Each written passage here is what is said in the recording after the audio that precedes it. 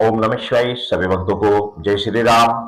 यदि आप चाहते हैं कि आप दूसरे की समस्या बिना पूछे ही उसकी मन की बात आप उन्हें बता पाए, बिना दूसरे के बताए ही आप उसके मन की बात उसे बता सकते हैं। किस तरीके से बता सकते हैं, कैसे बता सकते हैं, मैं आपको एक सरल और सटीक और एक ही बार में सिद्ध होने वाली साधना बता दे रहा हूं। एक ही बार में सिद्ध हो जाएगी, इसको बार बार सिद्ध करने की आवश्यकता नहीं है। सिर्फ और सिर्फ एक ही बार में सिद्ध हो जाएगी। कैसे, क्या करना है? ये जो साधना है, इस साधना को आप रविवार के दिन करेंगे। इस साधना को आप रविवार के दिन करेंगे। यह साधना रविवार के दिन की जाती है। किस तरीके से की जाती है कि आपको रविवार के दिन नहा धोकर फ्रेश होकर आपने शाम के बाद, सूर्यास्त के बाद आपने अपने पूजा स्थान पर या मंदिर में आपको बैठ जाना है। अपने साथ में आपने भोग प्रसाद में केले का भोग लेकर रखना है। केले, जो केले होते हैं, पके हुए केले होते हैं, पके हुए केले और प्लस आपने कसार, जो सत्यनारायण की कथा में चलता है, कसार, थोड़ा सा कसार बनाकर रखना है। थोड़े से कच्चे केले आपको साथ में रखने हैं और थोड़ा सा चरनावट, चरनावट यानी कि दूध के अंदर थोड़ी सी दही, थोड़ा सा घी, थोड़ा शहद, थोड़ा शक्कर मिलाकर दूध के अंदर चरनावट बनाकर रखें। कुल मिलाकर भगवान विष्णु की पूजा में जो चीज आप भोग लगाते हैं वह भोग आप तैयार करके रखें। साथ ही यदि आप हलवा पूरी बना सकते हैं तो अति उत्तम है। यदि हलवा पूरी आप थोड़ा सा बना सकते हैं तो अति उत्तम है। सिर्फ आपको 5 पूरी और थोड़ा सा हलवे की आवश्यकता पड़ेगी। ये भोग प्रसाद आप रखकर एक ही दिन में सिद्धि प्राप्त होगी। 10 दिन में नहीं, सिर्फ एक ही दिन में सिद्धि प्राप्त होगी। आपने किसी भी महीने के शुक्ल पक्ष में, वैसे मैं आपको बता दे रहा हूं कि कार्तिक मास में सबसे उत्तम होता है। कार्तिक मास में यदि साधना को आप करें तो अति उत्तम होता है। या फिर प्रथम नवरात्रि से लेकर दिवाली के बीच का जो समय होता है, इस बीच में यदि आप इस साधना को करते हैं तो भी अति उत्तम होता है। शुक्ल पक्ष के रविवार के दिन आपको ये साधना करनी है। नवरात्रों में कर लीजिए, अति उत्तम है। या फिर कोई विशेष अच्छा त्योहार पड़ रहा है रविवार के, तो उस दिन इस साधना को आप कर लीजिए, अति उत्तम है। आपने रात दोपहर को सूर्यास्त के बाद पूजा स्थल पर बैठ जाना है। अपने सामने आपने एक दीपक जला लेना है। घी का दीपक आप जला लीजिए।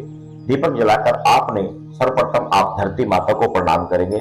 उसके बाद आप अपने गुरु को प्रणाम करेंगे, अपने पितरों को प्रणाम करेंगे, अपने जो आपके इष्ट हैं उनको प्रणाम करेंगे। उसके बाद भगवान विष्णु के किसी भी मंत्र का आप जाप करेंगे। चाहे तो हरिओम हरिओम हरिओम का जाप कर लें या फिर ओम नमो भगवते वासुदेवाय नमः इसका जाप कर लें। तो इसकी आपने सिर्फ एक माला आपने जाप कर लेनी है। उसके बाद जो मंत्र मैं आपको बता दे रहा हूं, इस मंत्र की आपने वहीं पर बैठे हुए 25 माला जाप करनी है। जी हाँ, 25 माला जाप करनी है। ये जो साधना है, ये जो सिद्धि है, ये सिद्धि भगवान विष्णु की योग माया, जिसको हम योग माया कहते हैं, जिसके द्वारा साधक या जितने भी जीव जंतु मनुष्य हैं, सभी रात्रि में जो स्वप्न देखते हैं, उस स्वप्न में जो हमें योग माया दिखाती है, उस योग माया की ये सिद्धि है।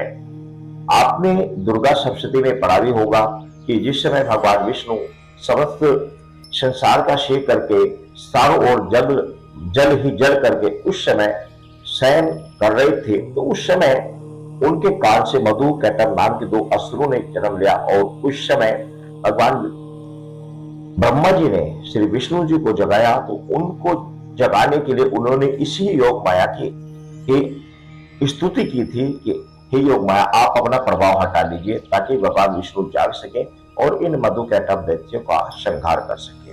तो ये जो योग माया होते हैं, इसके विषय में एक बात और बता दे रहा हूं कि आपने देखा होगा कि बच्चा जब नवजात होता है, छोटा बच्चा होता है, तो वो अक्सर कभी खेलने लग जाता है, कभी रोने लग जाता है। छोटा बच्चा जब उसे पता नहीं, लेकिन वो खिलता है, खेलने वाला देखिए हंसने लग जाता है ऑटोमेटिकली। तो उसको कौन हंसाता है? ये हंसाती है योग माया। तो योग माया अक्सर छोटे बच्चों को दिखती है, जैसे जैसे बड़े होते जाते हैं उनको पौतिक नवा हो जाता है। तो योग माया एक बड़ी पावरफुल शक्ति होती है भगवान विष्णु के संगनी, यानी कि ये एक किसी से आप माता लक्ष्मी का ही आप स्वरूप समझ लीजिए। तो ये देवी जो है, ये योग माया होती है। इस योग माया की ये, जिसको हम स्वप्नेश्वरी देवी कह देते हैं, सिद्धि भाषा में स्वप्नेश्वरी देवी, तो ये उसकी सिद्धि है। आपने 25 माला जाप करनी है और 25 माला जाप करने के बाद भगवान विष्णु को और योग माया को आपको भोग लगाना है। भोग मैंने आपको बता दिया, कसारा बना लीजिए, थोड़ा सा चनावट आप ले लीजिए, प्लस केले ले लीजिए, प्लस हलवा पूरी आप ले लीजिए। ये भोग आपने लगाना है। एक ही रात्रि में आपको सिद्धि प्राप्त हो जाएगी। उसके बाद जब कभी भी आपको आवश्यकता पड़े, किसी के विषय में देखना हो, तो अपने बिस्तर पर बैठकर, जिस समय आपको सोना है उस समय, उस दिन भोजन थोड़ा हल्का खाना चाहिए। बहुत अधिक भोजन खाओगे तो ज्यादा गहरी नींद आती है। प्लस ज्यादा लेट तक नहीं सोना, टाइम से सो जाना है। 8 9 10 10 बजे तक आइए, 10 बजे तक आपको सो जाना है, 10 11 बजे तक आपको सो जाना है। तो इस समय आपको किसी के विषय में देखना है तो उस दिन आपने अपने बिस्तर पर बैठकर आपने ध्यान रखना, उस दिन आपको पूर्ण रूप से ब्रह्मचर्य का पालन करना है। जिस दिन आप किसी के विषय में देखेंगे तो आपने 21 बार मंत्र का जाप करना है, और जो भी समस्या, उस समस्या को आपको अपने एक पर्चे पर लिखकर अपने तकिए के नीचे रखकर सो जाना है। रात्रि में पूरी डिटेल, पूरा गणित उस व्यक्ति का आपको स्वप्न में दिखाई दे जाएगा, उस व्यक्ति का स्वप्न में दिखाई दे जाएगा, जिस व्यक्ति के बारे में आप जानना चाहते हैं कि क्या प्रॉब्लम है, क्या दिक्कत है, कैसे आई है, कहां से आई है, तो पूरा डिटेल आपको उसके अंदर आपको पता लगेगा। अब आप मंत्र सुन लीजिए। मंत्र है ओम नमो स्वपन चक्रेश्वरी स्वप्ने अवतर अवतर गतम वर्तमान कथे स्वाहा। ओम नमो स्वपन चक्रेश्वरी स्वप्ने अवतर अवतर गतम वर्तमान कथे स्वाहा। तो ये मंत्र है, इस मंत्र को आप सिद्ध कर लीजिए तो आप इस तरीके से आप दूसरे की बड़ी से बड़ी समस्याओं का समाधान कर सकते हैं, और उसको पता भी नहीं लगेगा कि आपने किस तरीके से उसके विषय में पूरा जाना।